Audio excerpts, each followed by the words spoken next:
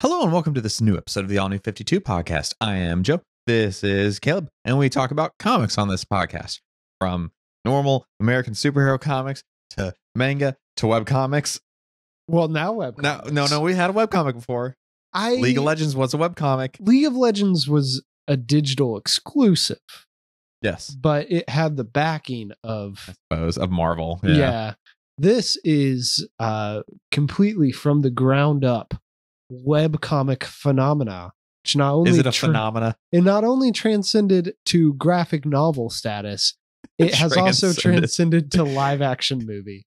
Marry Me is the first live action movie to ever be adapted from a webcomic. Is it really? Yeah. J-Lo is going to watch this, Joe. Yeah, I don't know what to add to that. Doo-doo, fanfare, woo! You can say who wrote it because it's your comic. But you can see the side of the comic that has the names. Oh, yeah. Bobby Crosby and Remy Issue Mokhtar are writers and artists, or double writer, double artist. I don't know what their jobs encompassed. Remy is the artist. Bobby is the writer. Okay. So it is in the order that it's normally in. Yes. And this is your book. I saw the movie Marry Me, and I was very surprised in the credits when it popped up based on the graphic novel. And so, of course, I immediately went online on the way back and bought this because I was like, Joe needs to read this on All New 52. So do I. But specifically, is it specifically me? Specifically on All New 52. And we did in 4 days. Well, I read it in one sitting. Oh, okay. I read it in 2. Well, okay. I read like the first 2 pages, and then you took it, and then today I read the rest of it. Okay. Well, yeah, and it took me like 2 days. Unsurprising. Marathon reading webcomics, I think, is kind of part of the appeal. Yeah. Yeah. What's your history with webcomics? We're going to go completely separate. I mean, I've occasionally read some more as I've gotten older, and I've gotten more into the internet, I guess. But growing up, that was not an area of the internet that I was really familiar with. I would read a fan comic, Dragon Ball AF, where it was there was a tease one year. There was like new series AF, and it was just April Fools. But then someone just made it into their own fan theory. It was pretty good. But we've gotten a million Dragon Ball things since then. So yeah. Caleb, what's the synopsis of Marry Me? So Marry Me is about Stacia, a Britney Spears-esque pop star. This came out in 2007. I called it I was pronouncing it Stasia. I was rushing through this, so I didn't pronounce it. Her real name's Anna. And she's going out one night at the end of her tour, and there's a guy in the audience named Guy. And his buddy, who's a big Stacia fan, hands him her sign because she has to run to the bathroom real quick. The sign says, "Marry Me." Stacia gets up there. She sees the sign. She's like, why not?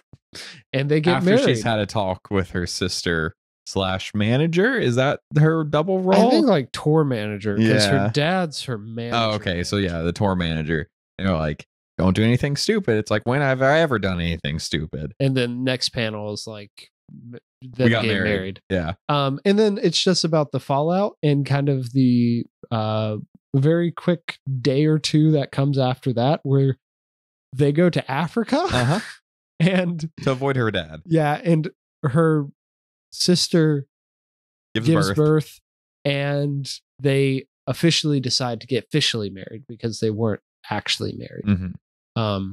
But he also has to talk the dad into it because reasonably, the dad is a little questioning of getting married to a complete stranger. And Guy's just running with it. Yeah. We'll get into his reasoning is that he doesn't want people to think he's gay. That's such a 2005 thing. Yeah, well, we'll get into it more because it comes back a little bit later in the comic in an interesting way. But there's a lot of very 2000s, mid 2000s isms. Yeah, in this book. So how about the art? How does Remy Issue or Issue? I feel like it's just getting worse every time you try to pronounce it. It's webcomic art. Like, Well, you made the joke. It's like, generic webcomic guy, and then you found out it was a webcomic. Yeah. I was reading it. I'm like, this is a webcomic, wasn't it? Listen, you have this thing. I'm always a little bit more tentative to dig into artists because I don't know why. We can psychoanalyze me later, but your rebuttal to that, I think, fairly is always once you put something out in the world to be consumed, It's then- open to criticism. Yes. Yeah.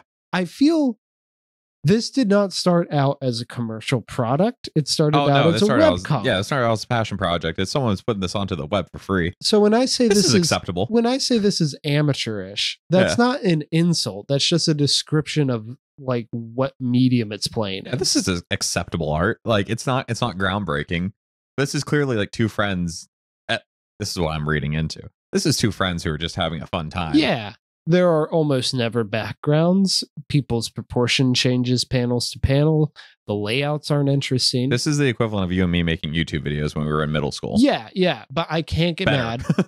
Especially, good enough that got printed. Yeah. Like, so there's obviously not too many barriers to entry into a higher medium, but like this, and also webcomics in 2007 were very different. And so like, and to over exaggerate things, they were kind of pioneers in the sense that not as many people were making webcomics back then. So, and the technology was harder. The internet was a very different time back then too. Yeah, like you weren't reading this on a phone, you were reading this on a monitor, like on a PC. Yeah. So in that sense, like it's just impressive that it got made and that it got published. But if we compare it to any of the professional art we've looked at, oh yeah, I mean it doesn't hold a candle. Yeah. But like it's fine. There's nothing about I open it up, I'm like, oh, this is going for like a cartoony style. I could see this being like animated in that style. A little anime in some of the characters, Yeah, especially. it's fine. Yeah. There's nothing wrong or insulting about it. All the characters look different. That's a big bonus here. Yeah.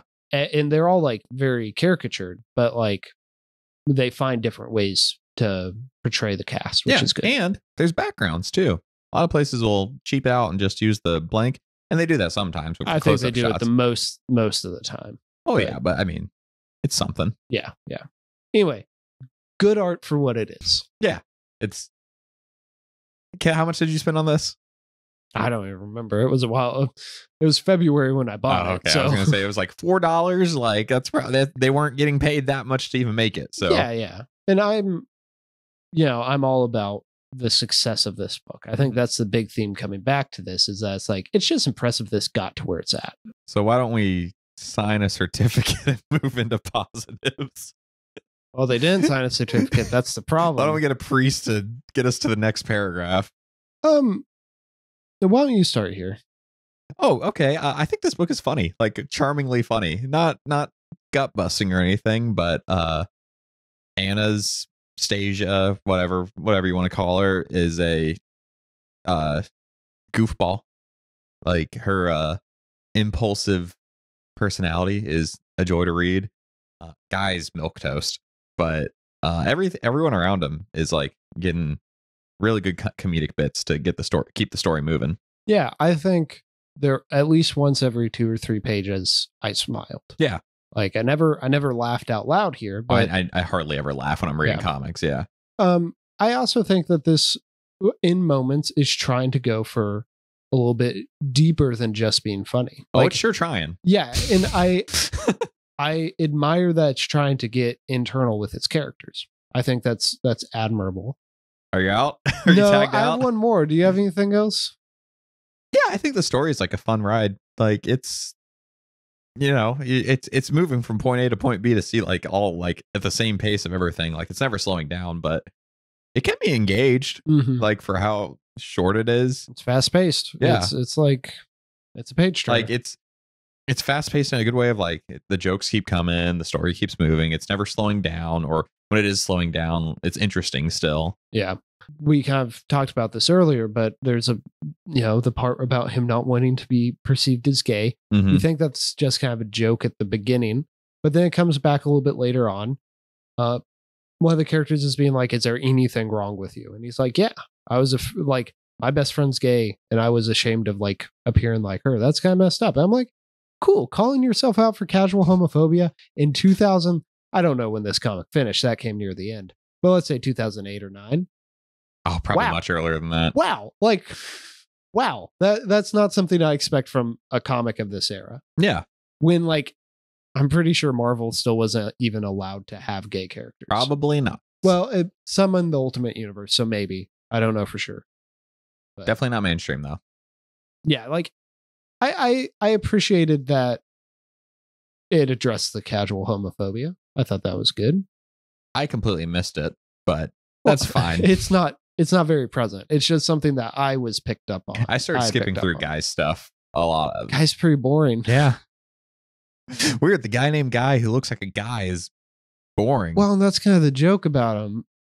But besides that one part where he says a flaw, which is actually a pretty minor flaw in the sense that, well, now he's being introspective about it. So it's not like it's a deep ingrained thing. It's something that he's aware of. Besides that, he's a perfect guy.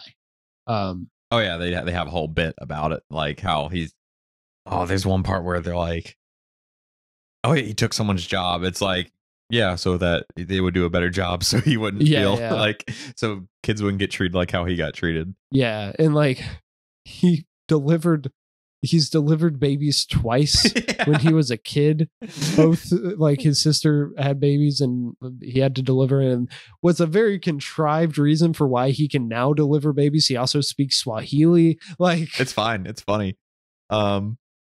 Yeah, I'll double back on the humor. There's fun side characters that show up, like one of her exes when they get to Africa. that's the funniest part. Yeah. She's like, why are you building this? She's like, because I've given up. I threw my phone away and everything. I'm a real charitable guy now. And then she's like, oh, well, this is my husband. He's like, oh, wait, really? Okay, pack it up. We're going home. Yeah. I appreciated that part. I think that was the funniest part of the comic. I think Anna's really funny.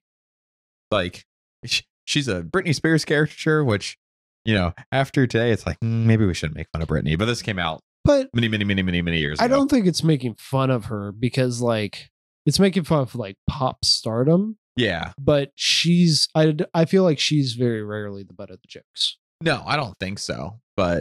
And they're not playing off Anna as like something's wrong with her. They're just playing her off as she's just impulsive The butt of has like $1 billion to do whatever she wants. Yeah, but also she's unrealistically generous with that. Yeah, movie. everybody in this book is perfect. Yeah.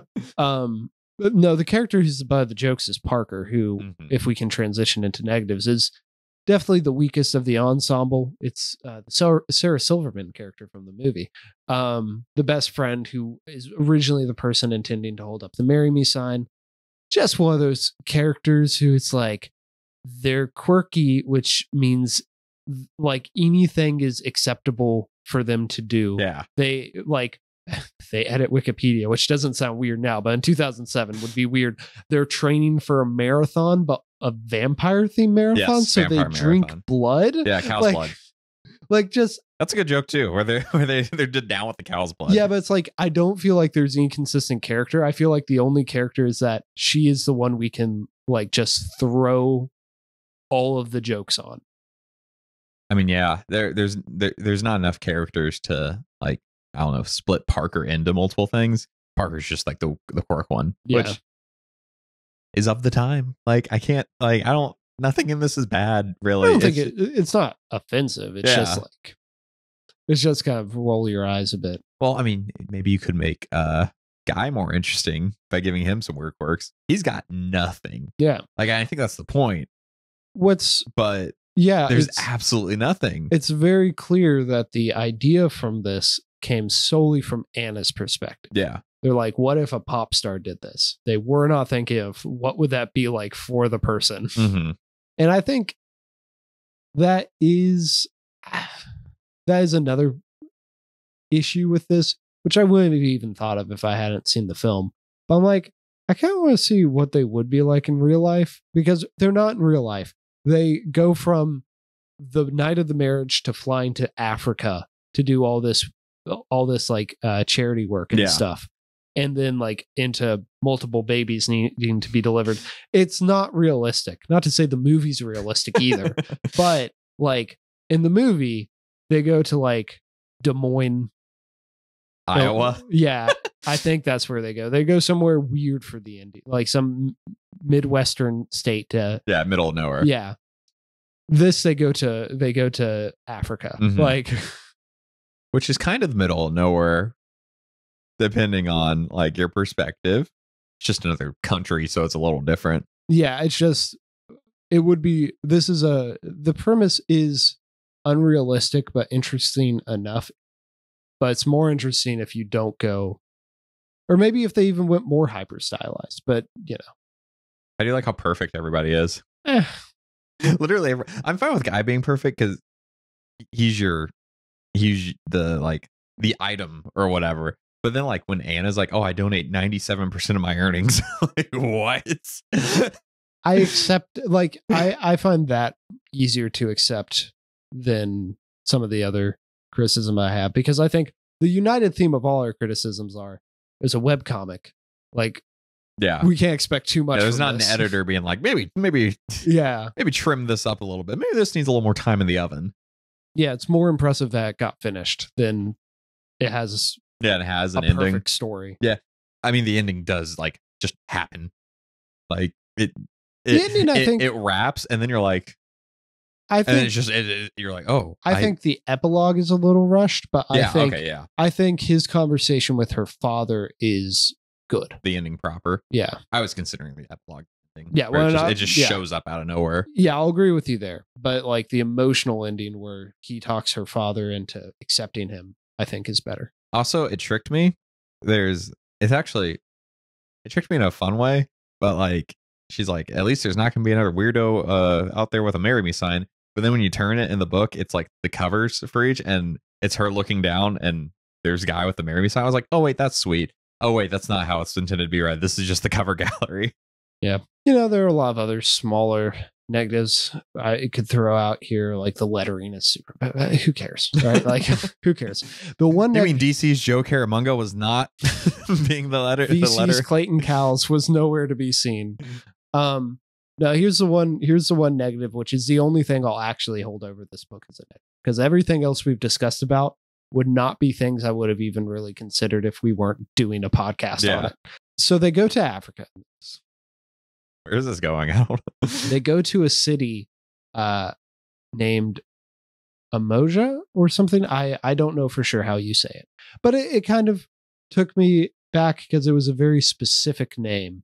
And I was like, it's like they go to a main city and then they go to this other city. And I'm like, and then they go to a third city, but the third city isn't named. So I'm like, I wonder if this second city actually exists. So I go and look it up, and it does. It's a suburb of this bigger city. It's all female led. The only men who are allowed to live there are men who are raising children. It's interesting. And I actually kind of went down a rabbit hole about researching it. And in that this research, is what you meant when you had to research. In that research, I found pictures. It looks like a city. It's a suburb of a city. It looks like a city. There are paved roads, there are buildings, all this stuff. Like you would imagine a city looking. Okay. What does it look like in the comic? Like a village? Yeah, it's straw huts. Oh. I will go on I don't know. I'm going to imagine this is what they drew it. And like, we need a name. And they did a quick Google. No, because they mention in the story that it is an all-female village attached to this. Okay. So what I'm actually imagining is that the writer heard about this. Like he was listening to NPR one day. Oh, and the he heard artist, about this. there was no relation to the artist. Yeah. But it is a little racist. It's a little stereotypical. And then especially they get back to, it's that thing where they go to the third village, and the only reason they're going there is to show that he knows how to deliver a baby. And I'm like, this is a female-led village. There's no other women here. And they try to play it off, but I'm like, in a female-led village, there are other people who know how to give birth. They don't need this random dude from Tulsa coming in to save them. Like, not a huge problem. No, it's not. This isn't setting back world relations by any means, but it is a raise your eyebrows like, this is. If you go do the Wikipedia research to get there. It's like, well, you can definitely see the seeds of some stereotyping going on. I think it's so inoffensive, like in everything else. I'm like, I don't see how you could like anything in this book could stick out to you and be like, But I get it. yeah, but yeah. I just mean in general, Well, like to and, anybody like, else. I've whenever I point out stuff like this, which I don't do a ton on this because we read mostly modern stuff. Mhm. But especially on one of my other podcasts where we watch a lot of old movies, a lot of racist stuff there. Mhm. The reason I'm pointing that out is less because it's in an individual movie and more of it's a pattern. Mhm. And I do think this is a pattern of how Westerners perceive Africa. Yeah, that's fair. So final segment, I'm going to spring it on you. How much? How much of this is similar to the movie?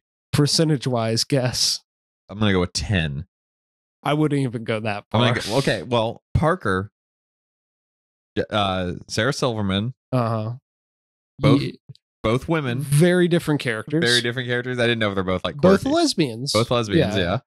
Parker or Guy works at a school. Which Owen Wilson also does. Yes. Owen Wilson is a math teacher, not a guidance not a counselor. But he does give advice to the kids. Anna is not 60, like J-Lo's not 60, but no, that is something I find much more endearing about the movie is that they're older, and they've both been through marriages before, so it's like the movie's good, y'all. Not to say this is bad, but just like I was pleasantly surprised by the movie. How much money do you think they made off royalties, the creators of this? Hopefully a good amount. Like you would think so, and but also when did this get bought? It got bought, I think, in 2012. I also did some research on this. I'm like, when did it get bought? And like, were they at a point, like, if it got bought in 2007, they were published, I was like, they could have thrown them $100 and be like, cool. It got bought by a guy who had done some TV work and I think he worked on like the Transformers movies. And then he was shopping it around, and it was only when J-Lo got attached that it actually became something. And so there are obvious differences just in terms of like, it's 20 or not 20 years later, but it's like 15 years later. So like the pop landscape has changed. This is very much about an older artist in the movie than this, which is like, this is trying to be like culturally relevant. Yeah. Though just by having J-Lo, the movie automatically becomes culturally relevant because she is a pop star. Yeah. And so in general, I would say that the movie actually also has a lot of unrealistic things involved in it. I'd say though it is it's doubling down on like the internal lives, and they're not flying off to Africa and stuff like that. But yeah, they took the synopsis and was like, what can we do with this? But I know the writer was like tweeting out about the movie, being like, everyone should go and see this. So, I'm sure.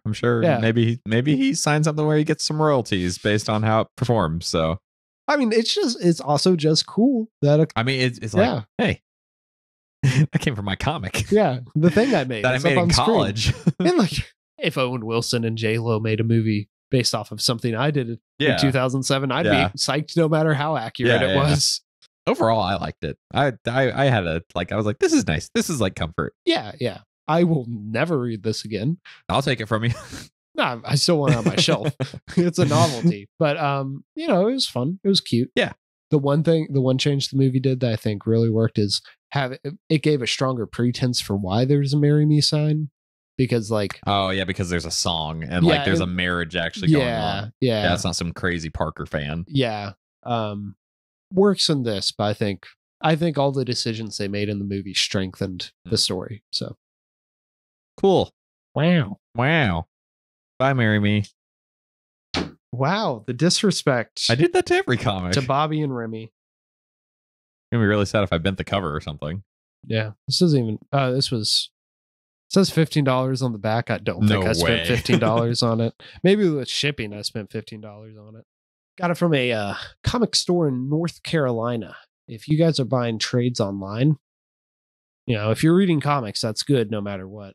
But definitely check out comic book, like local comic book stores, because even if your local comic book stores don't have it, maybe another states does.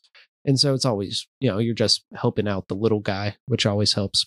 But this was our 49th episode. I know, the most exciting comic to do. I like the idea of doing like this small thing right before this endeavor that we're about to undertake. And like, I could not wait to get this done. Like I obviously had to give Steven my pick for the Mr. Miracle, but like I knew like once I'm done with this, we're talking Marry Me. Yeah, that's good. So 50 episodes. We've been doing this for about a year and a half now. Yeah. Consistently too. No breaks. But sometimes we've had to speed up some speed ups. production. Yeah, lots of speed ups, but no breaks. And it's been a fun time overall. Yeah. So I'm ending it before we can get to episode Oh 50. no. I'm tired of it. I'm burnt out. I'd say that's a pretty unjust way to end this. Oh. Injustice. Yeah, a comic that is pretty essential to us. So, oh man, how long has it been now since? Because we were reading them like yearly as they came out. Yeah. So 6-7 years ago at this point. Well, what's the copyright date on here? That might not be. That might be for not when the complete collection came out, because that came out later, like a couple years later. Yeah, I can't find it. 2013, 2014. I'd say Probably 2015 sounds about right. It was definitely a college thing. And of course, we played the games in high school, or the first one. Yeah. And when we were like, because no one cares about the story of the first game. People actually do. People are like, it's pretty good for a fighting game story. Like, I mean, yeah, for fighting game stories, yeah.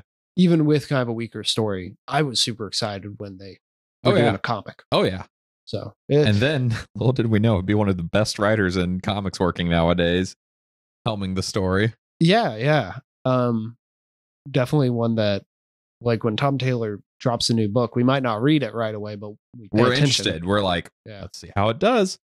But yeah, I mean, we need to save all this for next week, or well, I imagine will be our longest episode. Hard to be Mr. Miracle, but maybe. Yeah, but this is a lot of comics. This is a lot of comics. I think we're breaking a rule for this one too. That's fine. I'm thinking it's like 15 or 16 issues. This is the first time we've broken the rule, and like, yeah, this is the one to do it with.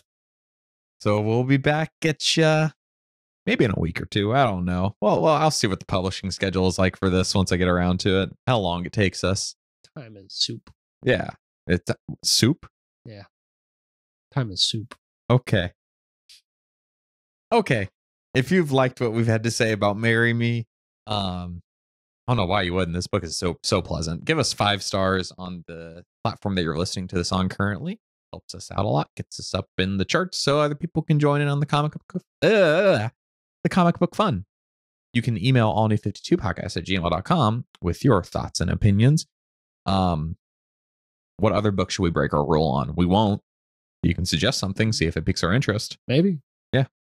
Maybe. We probably won't, though. Might split it up. Yeah.